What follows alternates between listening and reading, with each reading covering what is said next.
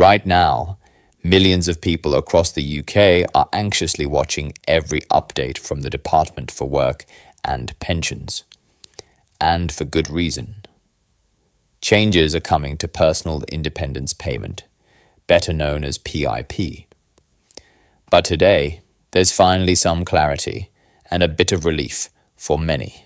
The DWP has officially announced that PIP claimants will have a 13 weeks buffer, a transitional protection period, before any payments are stopped under the new proposed reforms. This isn't just a minor detail. This grace period could be the difference between complete financial disruption and a chance to adjust, especially for those who risk losing access to carer's allowance and the carer's element of universal credit. This new 13-week measure is actually a big step up compared to previous changes. When disability living allowance was replaced by PIP, claimants didn't get this kind of breathing room. And this time around, the DWP says it wants to offer more support, at least for now. So why is all this happening? It goes back to March this year, when Work and Pensions Secretary Liz Kendall introduced a major bill in Parliament. It's called the Universal Credit and Personal Independence Payment Bill, and it's designed to reform how the system works. Liz Kendall didn't hold back. She made it clear that the welfare system is, in her words, at a crossroads. Her message: if we don't change it now, more people will fall through the cracks, and eventually, the system might not be able to support the people who really need it. She framed it as a new social contract, a new deal that balances compassion with sustainability. On one hand, she said people should feel protected, that the system will be there for them when they need it. But on the other hand, there's pressure to reduce spending and push those who are able to work back into employment. This is all part of what the government is calling its plan for change. But not everyone is on board. Thomas Lawson, CEO of the anti-poverty charity Turn to Us, wasn't shy in his criticism. He said there's absolutely no moral justification for cutting the support that lets sick and disabled people meet basic needs and live with dignity. According to Lawson, these Treasury-driven cuts are undercutting whatever good might come from the government's long-term reform ideas.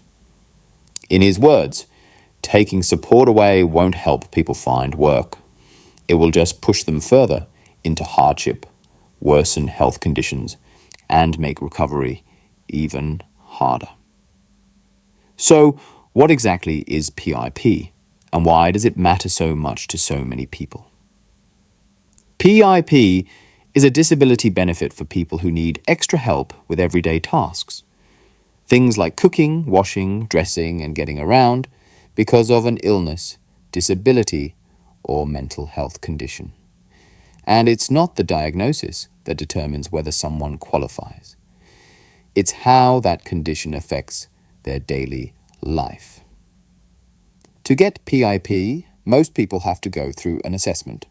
That could be in person, over the phone, or via video. During that process, a health professional will ask questions and may have the claimant perform basic tasks to evaluate their capabilities. Then they're given a score based on a points system. To get the standard rate of the daily living component, a person needs between 8 and 11 points. If they score 12 or more, they qualify for the enhanced rate. It works the same way for the mobility component. These points aren't just numbers. They decide whether someone can pay for the care and assistance they need to live with independence and dignity. Right now, someone on the highest PIP rates could receive up to £749.80 every 4 weeks. That amount covers both the daily living and mobility components at the enhanced rate. It's a lifeline. And for people with terminal illnesses, there's no assessment. They're automatically granted the benefit for 3 years. But now big changes are on the horizon. Labour has confirmed plans to tighten the rules. Starting November 2026, claimants will need to score at least 4 points in a single activity area to even qualify for the daily living component. That's a much tougher hurdle than the current system, where someone might qualify based on points accumulated across multiple areas. The government says this is about better targeting of support, but critics argue it's just another way of cutting people off. For example, under the new rules, it won't be enough to show general difficulty across daily activities. Claimants will need to prove they struggle significantly with a specific task, like washing themselves, preparing meals, or eating. If they can't show that, they may not qualify for PIP at all. Interestingly, the mobility component isn't being changed, at least for now.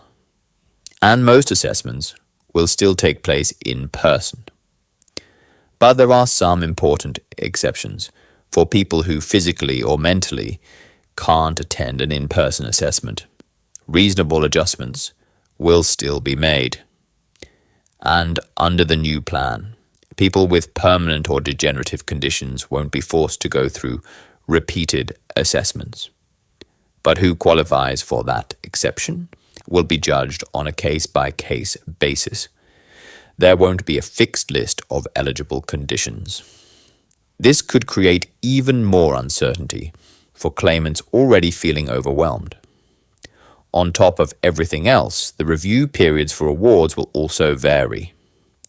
PIP can be awarded for as little as 9 months, or as long as 10 years in cases of ongoing need. But again, that's all subject to the DWP's judgment. And as for the value of PIP itself, the current weekly amounts are £73.90 at the standard rate and £110.40 at the enhanced rate for daily living. The mobility component pays £29.20 for the standard rate and £77.05 for the enhanced rate. These amounts are paid every 4 weeks, and for those receiving the maximum on both elements, it adds up to vital monthly support. But with reform looming, many claimants are left wondering, how long will this support last? That's why the 13-week protection period is important. It gives people a little more time to appeal, time to prepare, time to figure out their next steps. It's not a permanent fix, but for thousands, it might prevent an immediate crisis. Still, the larger question remains. Will these reforms really protect the vulnerable, or are they just a cost-cutting measure dressed in kinder language? One thing is clear. The conversation about disability benefits in the UK is far from over. And for millions of people relying on PIP, every update matters.